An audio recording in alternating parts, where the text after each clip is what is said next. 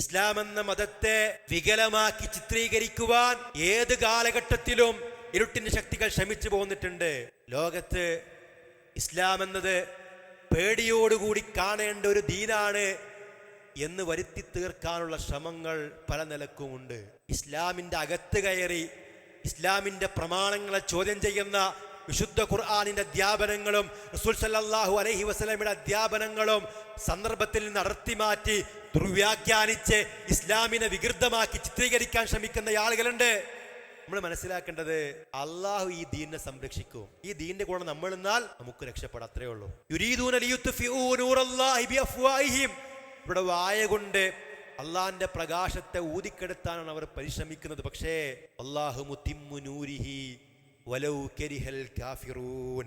നിഷേധികൾ വെറുത്താലും അല്ലാഹു തആല തന്റെ പ്രകാശത്തെ പൂർത്തീകരിക്കുക തന്നെ ചെയ്യും. ഹുവല്ലദീ അർസല റസൂലഹു ബിൽ ഹുദാ വദീനിൽ ഹഖ്. തന്റെ റസൂലിനെ സന്മാർഗം കൊണ്ടും സത്യമതം കൊണ്ടും നിയോഗിച്ചവനാണ് അല്ലാഹു തആല.